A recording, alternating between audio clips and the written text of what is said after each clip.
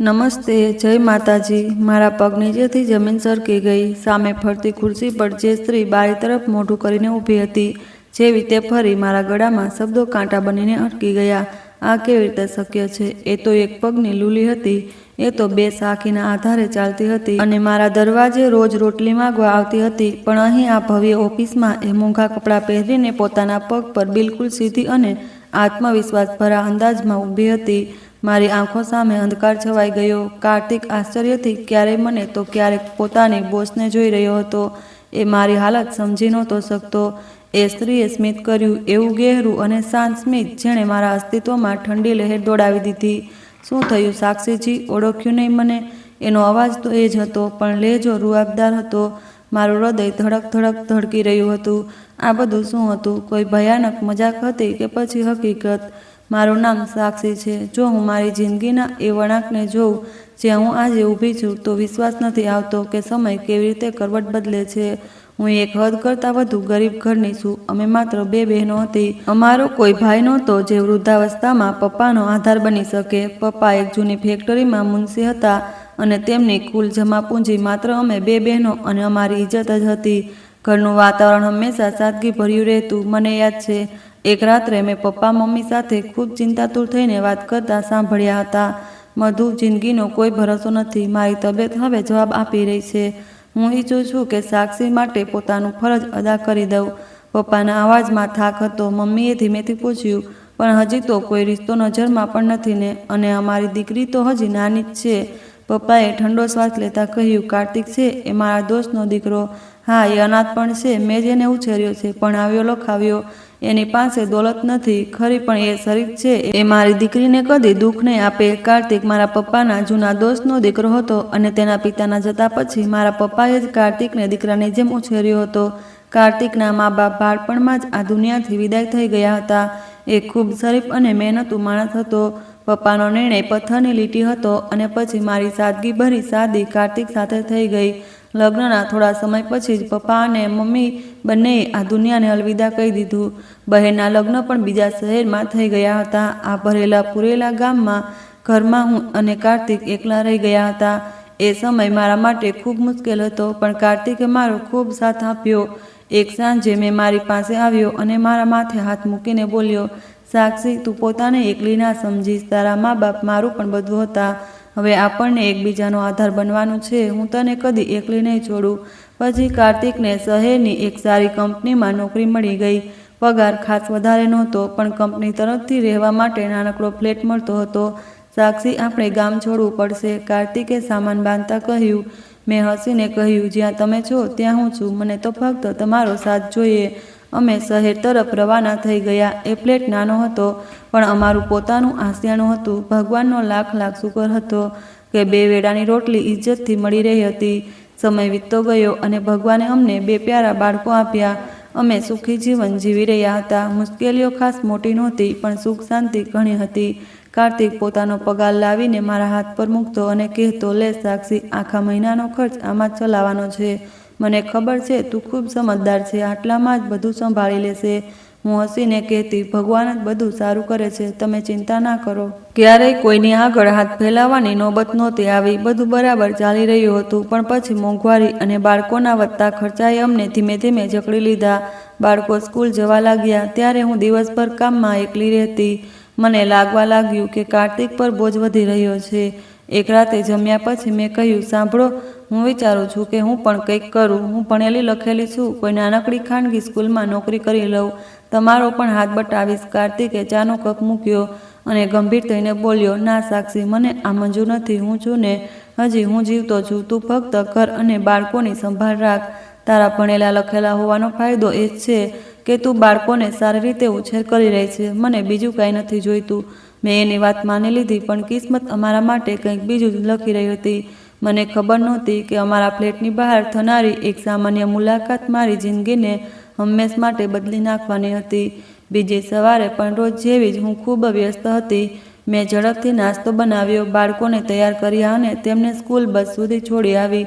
કાર્તિક પણ નાસ્તો કરીને ઓફિસ જવા નીકળી રહ્યો હતો। દરવાજે જૂતા પહેરતા એણે પાછળ ફરીને કહ્યું, સાક્ષી, આજે પાછા ફરતા થોડું મોડું થઈ જશે। મહિનાનું છેલ્લું અઠવાડિયું છે ને, કામનું દબાણ ઘણું હોય છે, એટલે તું ચિંતા ના કરીશ. મેં હસીને માથું હલાવ્યું. કોઈ વાંધો નહીં, તમે આરામથી કામ પતાવીને આવજો. બાય. કાર્તિક જતાં જ ઘરમાં એક અજીબ શાંતિ છવાઈ ગઈ. મેં કિચન સાફ કરી અને પછી ખ્યાલ આવ્યો કે ઘરનું રાશન પણ ખલાસ થવા આવ્યું છે. મેં પોતાની જાત સાથે કહ્યું, હજી તો સવારનો સમય છે, બાળકો સ્કૂલમાં છે, કાર્તિક પણ ઓફિસ જઈ ગયો છે. હું ફ્રી છું, ચાલ ઘરની જરૂરિયાતનો બધો સામાન અને શાકભાજી લઈ આવું. મેં તરત કપડાં બદલ્યા, દુપટ્ટો ઓઢ્યો, પર્સ ઉપાડ્યું અને ફ્લેટનો દરવાજો ખોલીને બહાર નીકળી. જેવો પગ બહાર મૂક્યો કે મારી નજર સામે પગથિયા પાસે બેઠેલી એક સ્ત્રી પર પડી. એની હાલત જોઈને મારું હૃદય ધ્રુજી ઉઠ્યું. એ મેલા કૂચેલા કપડામાં બેઠી હતી અને માથું ઝુકાવીને સતત રડી રહી હતી. એની પાસે એક બેસાખી પડી હતી અને એ એક પગ લૂલી લાગતી હતી. મારી આહટથી એણે માથું ઊંચું કર્યું. એનો ચહેરો આંસુઓથી ભીંજાયેલો હતો. દીકરી, ભગવાનના નામે મને કંઈક આપી દે. એના અવાજમાં ભારે દુઃખ હતું. હું 2 દિવસથી ભૂખી છું, ગળામાં પાણીનો એક ઘૂંટડો પણ નથી ઉતાર્યો. હું ત્યાં જ પડકારામાં થંભી ગઈ. એની લાચારી જોઈને મારાથી આગળ વધાયું જ નહીં. હું એની પાસે ગઈ અને નરમાશથી પૂછ્યું, બહેન, તમે અહીં કેવી રીતે? તમારી સાથે કોઈ નથી? એ રડતા રડતા બોલી, ના દીકરી, કોઈ જ નથી. હું લંગડી છું ને ચાલી નથી શકતી. ભગવાનનો કોઈ બંદો ખાવાનું આપી દે તો પેટ ભરીને ખાઈ લઉં, નહીં તો ભૂખે પેટે જ સૂઈ જાઉં છું. એ વખતે મારી પાસે ખાવા પીવાની કોઈ વસ્તુ નહોતી અને નાસ્તામાં જે બનાવ્યું હતું એ પણ ખલાસ થઈ ગયું હતું. મારી પાસે 2 જ રસ્તા હતા, એને પૈસા આપીને ટાળી દઉં કે પછી. પણ મારા દિલે ગવારું ના કર્યું કે એક ભૂખી સ્ત્રીને ફક્ત સિક્કા પકડાવી દઉં. મેં એને કહ્યું, બહેન, તમે બસ 2 મિનિટ રોકાવો, હું હમણાં આવું છું. હું ઝડપથી પાછી ફ્લેટમાં દાખલ થઈ. તરત જ લોટ કાઢ્યો અને ચૂલા પર તવો ચડાવી દીધો. મારા મનમાં ફક્ત એ સ્ત્રીનો ભૂખ્યો ચહેરો જ ફરી રહ્યો હતો. મેં ઝડપથી 2 ગરમા-ગરમ રોટલીઓ બનાવી, રાતની બચેલી શાકભાજી ગરમ કરી અને થાળીમાં પીરસીને બહાર દોડી. એ સ્ત્રી હજી પણ ત્યાં જ બેઠી પોતાના આંસુ લૂછતી હતી. મેં થાળી અને પાણીનો ગ્લાસ એની સામે મૂક્યો. લો બહેનજી, ગરમા ગરમ રોટલીઓ છે, આ પેટ ભરીને ખાઈ લો.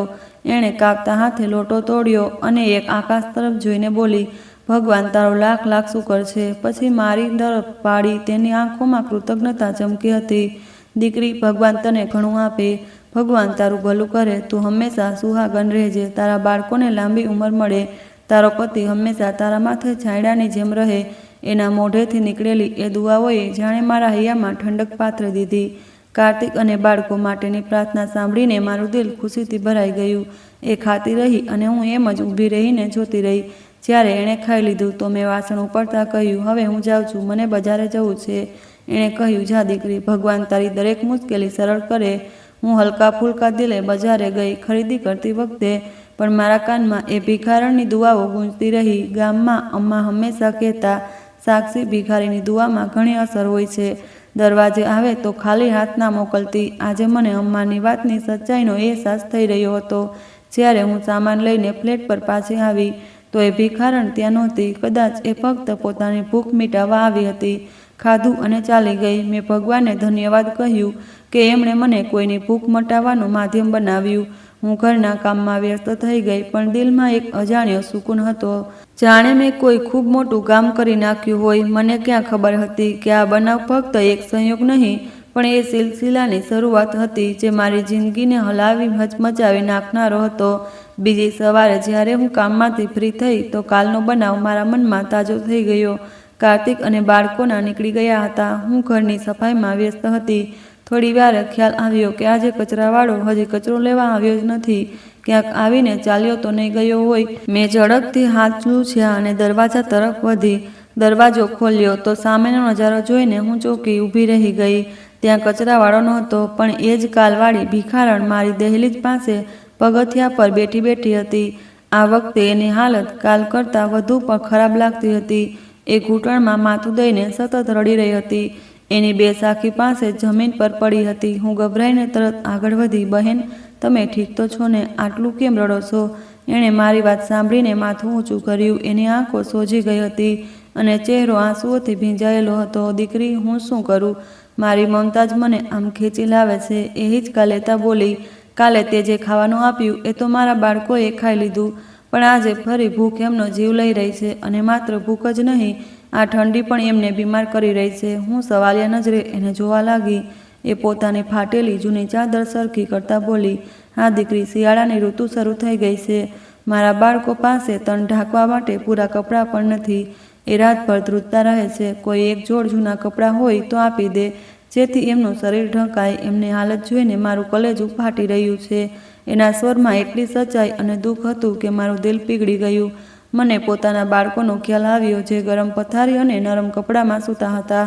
મેં પ્રેમથી પૂછ્યું, બહેન, મને કહો કે તમારા બાળકો કેટલા મોટા છે, જેથી હું એ હિસાબથી જોઈ શકું. એણે આંસુ લૂછ્યા અને આશાભરી નજરે મારી તરફ જોઈને કહ્યું, દીકરી, મારો મોટો દીકરો 8 વર્ષનો છે અને નાનો 4 વર્ષનો. બસ આ જ 2 આધાર છે મારા આ દુનિયામાં. આ સાંભળતા જ હું ચોંકી ગઈ. એ તો બિલકુલ મારા બાળકો જેવી જ ઉંમર હતી. મારો મોટો દીકરો પણ 8 વર્ષનો અને નાનો પણ 4 વર્ષનો. આ ફક્ત સંયોગ હતો કે કુદરતનો કોઈ ઈશારો? હું સમજી ન શકી.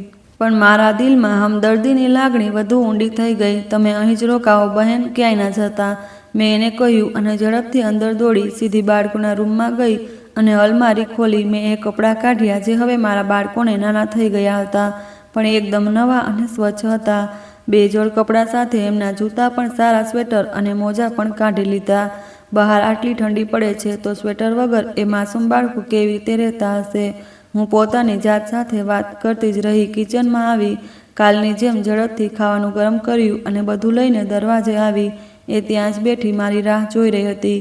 મને સામાન સાથે જોઈને એની આંખોમાં ચમક આવી ગઈ.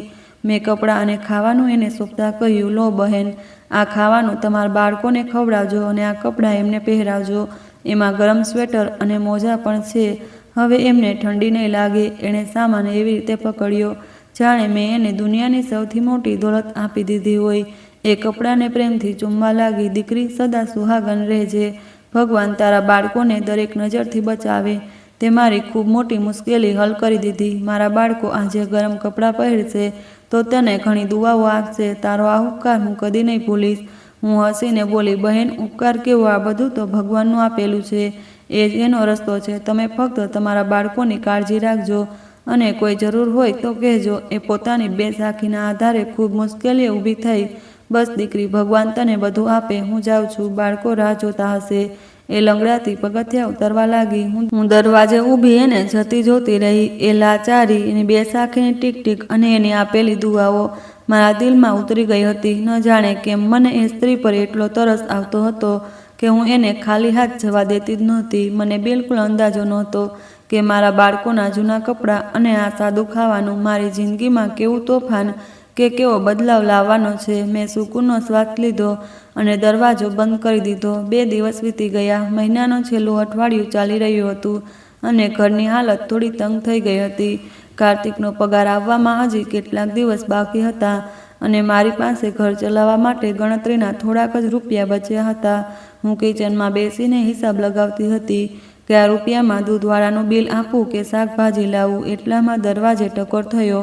આ વખતે કોણ હશે? મેં વિચાર્યું અને રૂપિયા મુઠ્ઠીમાં દબાવીને દરવાજા તરફ ગઈ.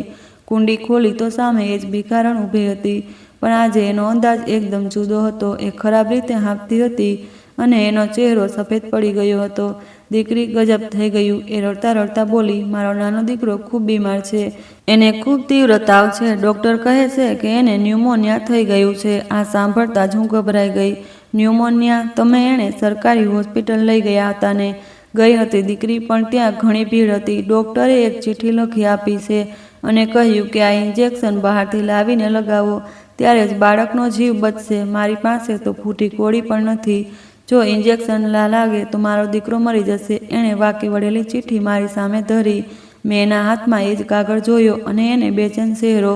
કેટલા રૂપિયા જોઈએ બહેન? મેં પૂછ્યું. એ હિચકાત લેતા બોલી, મેડિકલ સ્ટોરવાળાએ 500 માંગ્યા છે. મારી પાસે તો માંગીને ભેગા કરેલા માત્ર 50 જ છે. મારા દિલમાં જાણે ધડાકો થયો.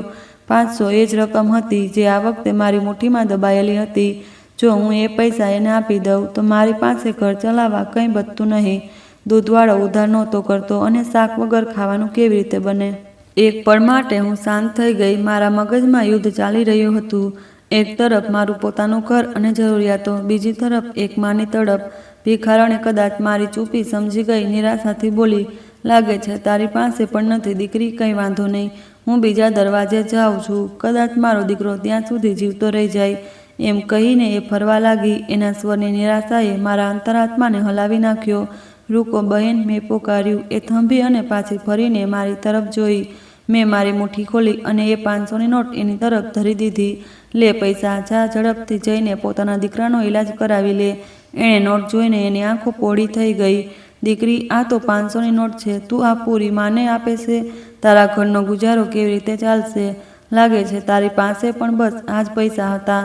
એનો સવાલ એટલો સચોટ હતો કે હું ચોંકી ગઈ. એક ભિખારણને મારા ઘરની હાલતની આટલી ચિંતા કેમ હતી? મેં હસીને કહ્યું, બહેન, ગુજારો કેવી રીતે થશે એ તો હવે બધું ભગવાનના હાથમાં છે.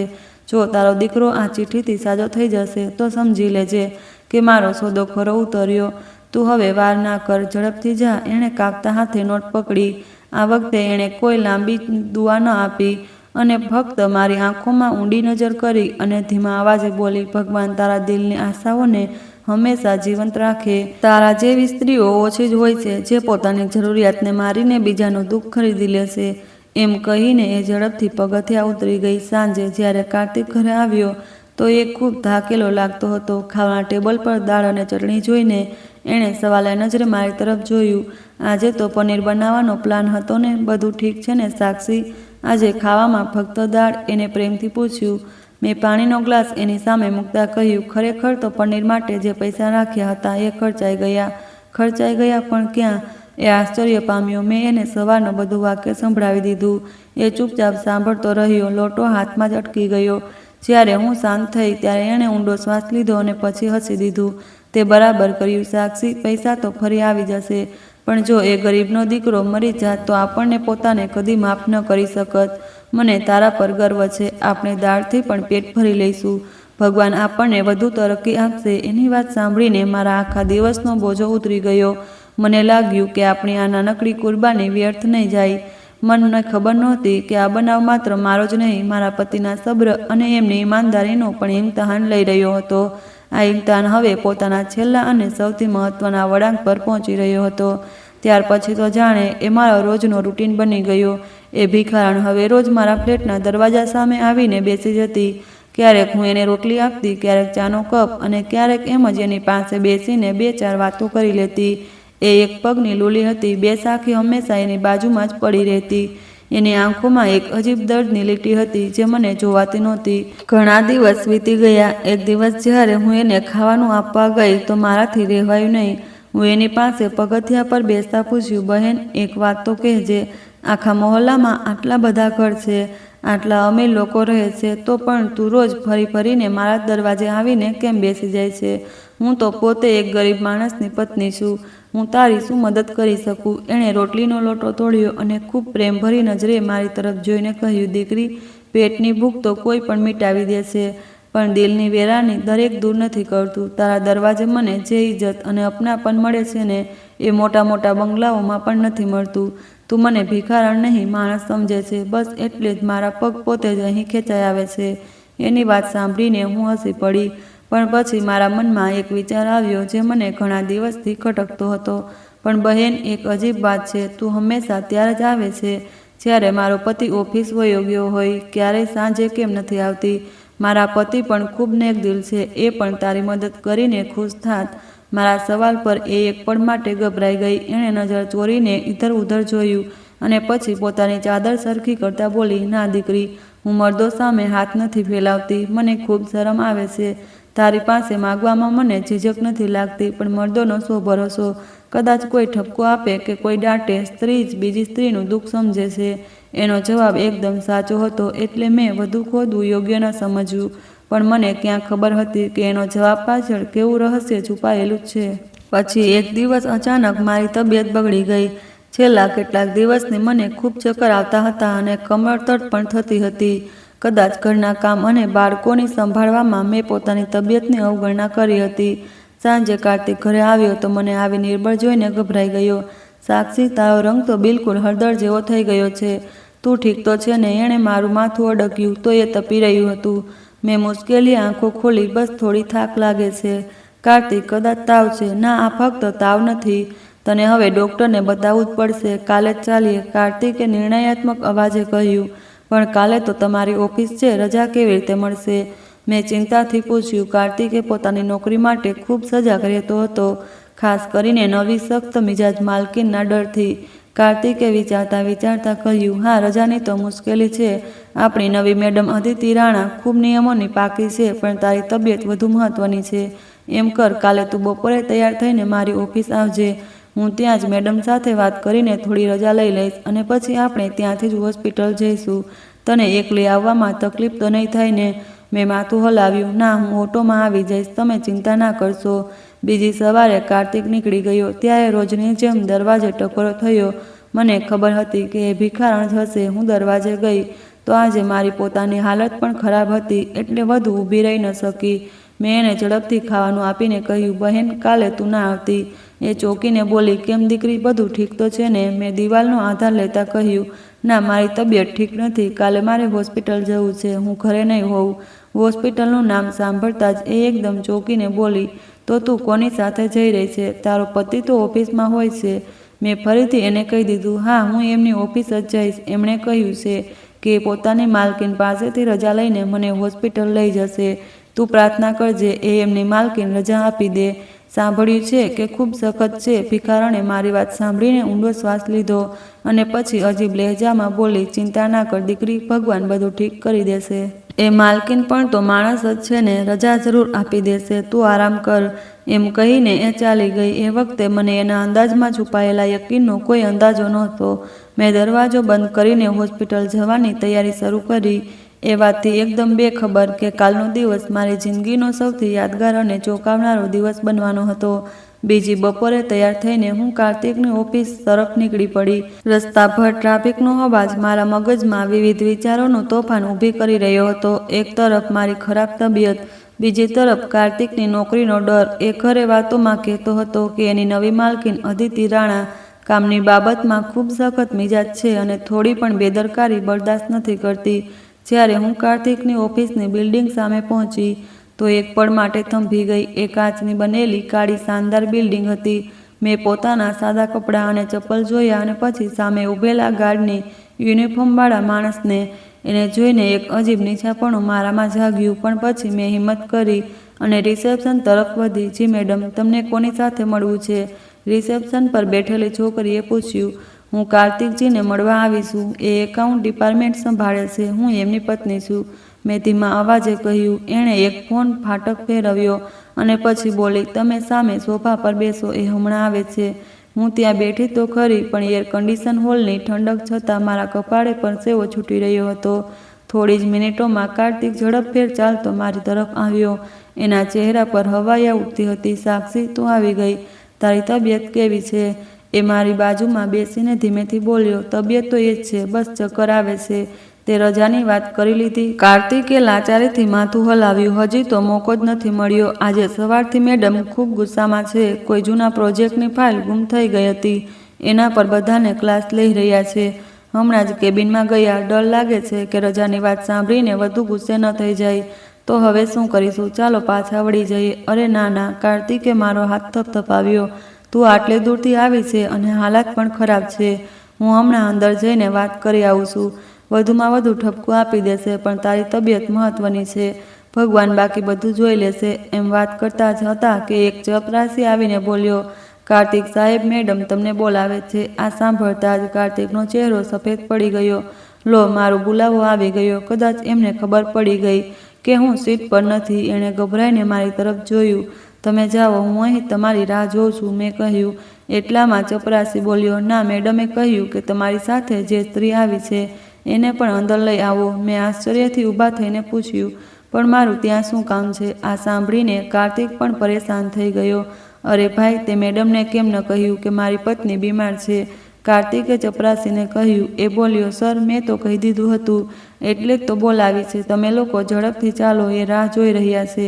કાર્તિકે ઊંડો શ્વાસ લીધો અને મને ઇશારો કર્યો. ચાલ સાક્ષી, બોલાવ્યું છે તો જવું પડશે. ત્યાં બસ ચૂપ રહેજે, કંઈ બોલતી નહીં. એ ખૂબ રૂઆબદાર મહિલા છે. અમે બંને ચપરાસીની પાછળ પાછળ ચાલવા લાગ્યા. મોટા હોલમાંથી પસાર થતાં મને લાગ્યું કે બધાની નજર મારા પર છે. બધા માથું ઝુકાવીને કામમાં લાગેલા હતા, જાણે મારા માથા પર કોઈ મોટી આફત મંડરાતી હોય. આ વાતાવરણ જોઈને મારું હૈયું વધુ ઝડપથી ધડકવા લાગ્યું.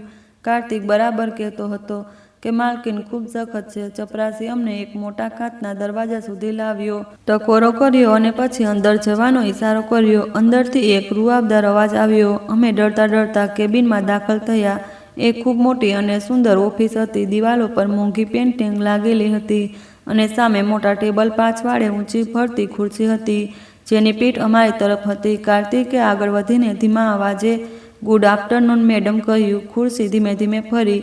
સામે એક અત્યંત આકર્ષક સ્ત્રી બેઠેલી હતી. ચહેરા પર સખ્તાઈ અને આંખોમાં અજીબ ચમક હતી. મોંઘા કપડામાં એમની પર્સનાલિટી ખૂબ રૂઆબદાર લાગતી હતી. એમણે કાર્તિકના અભિવાદનનો જવાબ આપવાને બદલે સીધી મારી તરફ જોયું. એમની નજર મારા ચહેરા પર અટકી ગઈ. કાર્તિક ઝડપથી બોલ્યો, મેડમ, આ મારી પત્ની છે. ખરેખર એમની તબિયત ખરાબ હતી, એટલે હું એમને હોસ્પિટલ લઈ જવા મને ખબર છે. માલકીને કાર્તિકની વાત વચ્ચે જ કાપી નાખી. એમના અવાજમાં અજીબ ખણખણાટ હતો. તમે બંને બેસો. એમનો લહેજો કઠોર નહોતો, બલકે એમાં એક અજીબ નરમાઈ હતી, જેણે મને ચોંકાવી દીધી. મેં ધ્યાનથી એમના ચહેરાને જોયો. નેનનકશ આંખો, કંઈક તો એવું હતું જે જાણીતું લાગતું હતું, પણ આ શાન શૌકત અને મેકઅપ પાછળ હું કંઈ ઓળખી ન શકી. તે મને ઓળખી નહીં, સાક્ષી, અચાનક એ સ્મિત કરતા બોલી.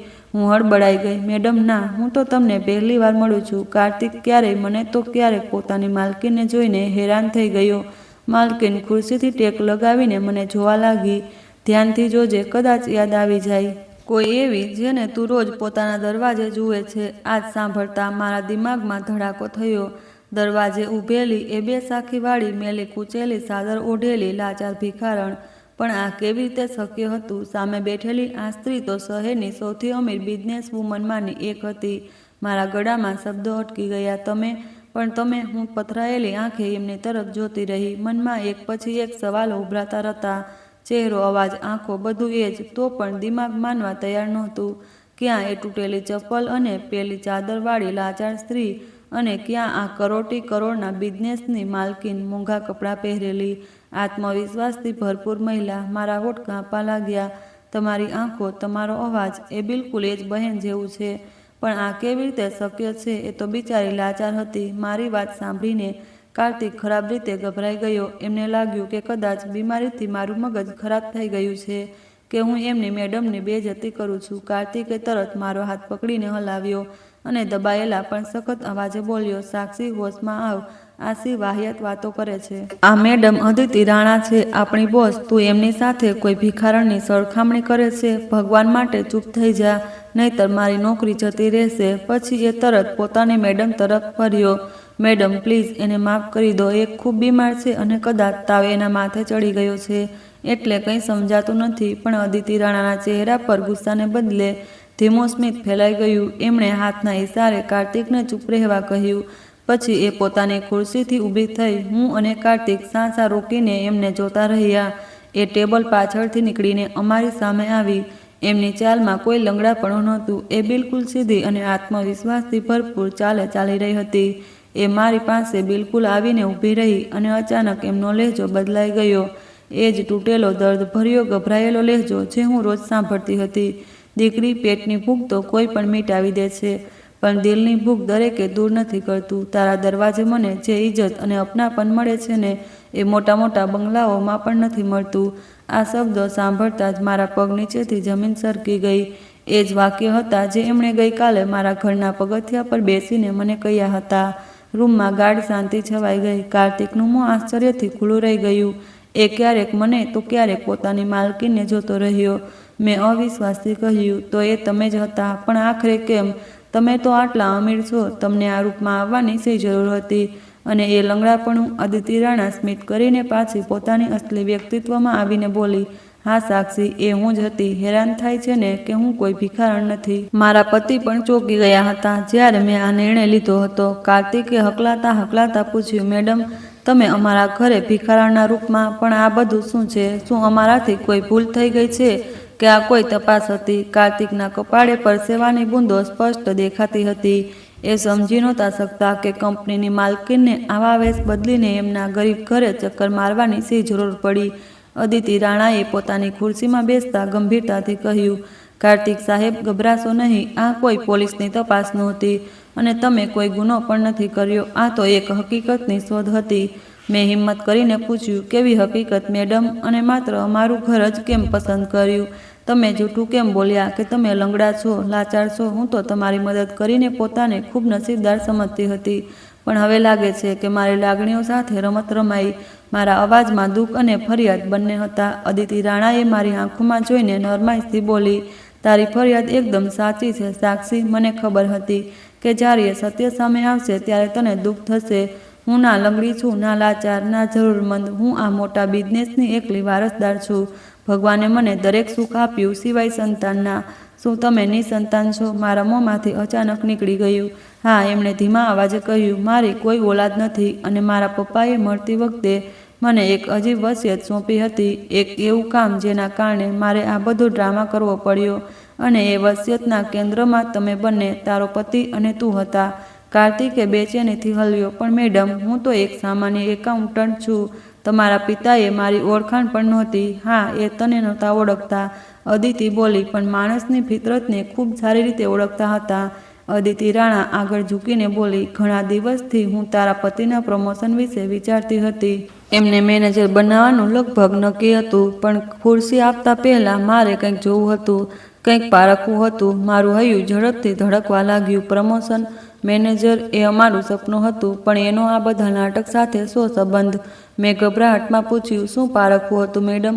શું કાર્તિક કામમાં સારા નથી? અદિત્યએ ટેબલ પર રહેલા એક પેપર વેઇટરને ફેરવતા ફેરવતા કહ્યું, કામમાં તો એકદમ નિષ્ણાત છે. ઓફિસની હદ સુધી એ બિલકુલ ખરા ઉતરે છે, ઈમાનદારીથી કામ કરે છે. પણ મારા પપ્પાનો નિયમ માત્ર કામ સુધી મર્યાદિત નહોતો, એ બીજું કંઈક ઈચ્છતા હતા, અને એ જ જોવા માટે હું તમારા ઘર સુધી પહોંચી હતી. એમની વાતથી આખી ઓફિસ જાણે શાંત થઈ ગઈ. દિવાલ પર લાગેલી મોટી ઘડિયાળની ટીક ટીક પણ હથોડા જેવી સંભળાવા લાગી. અદિતિ રાણા ઊભી થઈ, કાચની મોટી દિવાલ પાસે જઈને એ બોલી, કદાચ તમને લાગતું હશે કે આ કોઈ મજાક છે. તમે બંને વિચારતા હશો કે એક કરોડપતિ બિઝનેસ વુમનને શી જરૂર હતી ફાટેલા જૂના કપડાં પહેરીને, ધૂળ માટીમાં લપેટાઈને ગલીઓમાં ભીખ માગવાની? મેં હિંમત કરીને કહ્યું, સાચું કહો મેડમ, મારું દિમાગ શૂન્ય છે. એ બીમાર દેખાતી સ્ત્રી તમે જ હતા, એ માનવું મુશ્કેલ છે. અદિતિની આંખોમાં હળવી ચમક આવી. એ પાછી પોતાના ટેબલ પાસે આવી અને બોલી, કોઈ શોખ નહોતો સાક્ષી, ના કોઈ ડ્રામા. એ એક મિશન હતું, એક વચન જે મારા મરતા પિતા સાથે કર્યું હતું. કાર્તિકે ધીમેથી પૂછ્યું, કેવું વચન મેડમ? અદિતિએ ઊંડો શ્વાસ લીધો અને બોલી, મારા પપ્પા શેઠ કેશવ રાણા જન્મથી અમીર નહોતા, એ મજૂર હતા. એમણે જિંદગીનો મોટો ભાગ ફૂટપાથ પર સૂઈને અને ભૂખ સહીને વિતાવ્યો હતો.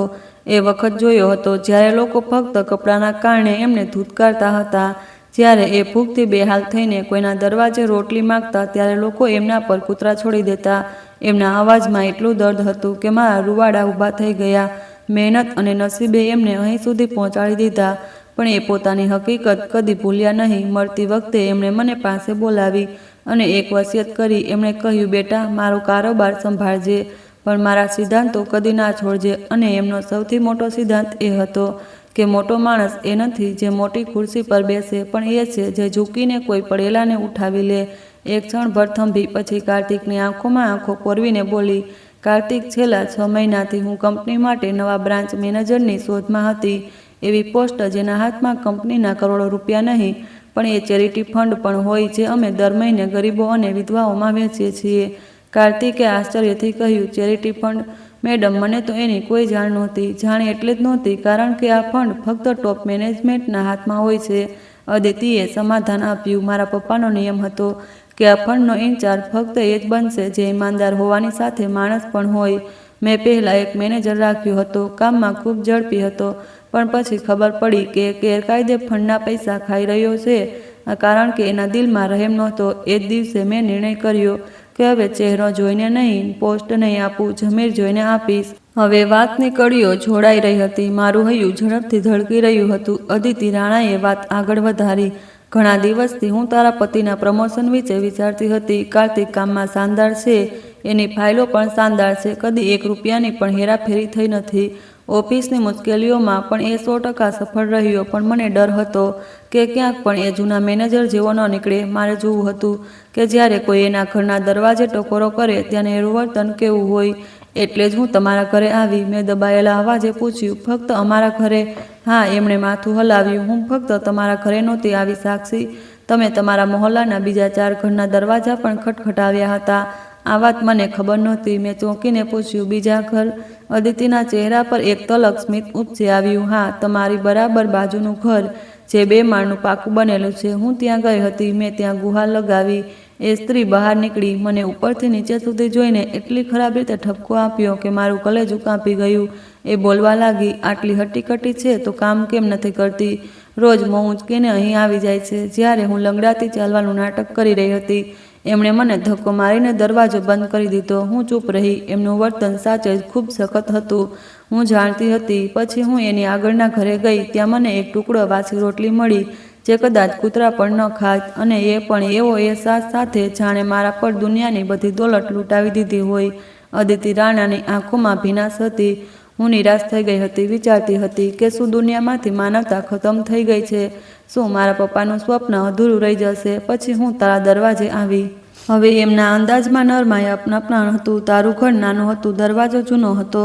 મને લાગ્યું કે અહીંયા પણ ધૂતકાર મળશે કે કંઈ જ નહીં. પણ જ્યારે તું બહાર આવી, સાક્ષી મારી તરફ જોઈને સ્મિત કર્યું. તારી હાલત કહી રહી હતી કે તું બીમાર છે અને તંગી સાથે ઝઝૂમી રહી છે. પણ મેં પાણી માંગ્યું, તે શરબત બનાવીને આપ્યું. મેં રોટલી માંગી, તે પોતાના હિસ્સાનું તાજું ખાવાનું ગરમ કરીને આપ્યું. કાર્તિકે શરમથી સર ઝુકાવી લીધું. મેડમ, મને માફ કરશો. હું સાક્ષીને હંમેશા ઠપકો આપતો રહેતો હતો કે આટલું બધું કેમ લૂંટાવી દે છે? આપણો પોતાનો ગુજારો પણ મુશ્કેલીએ થાય છે. મને ખબર નહોતી કે તમે તેમ છો.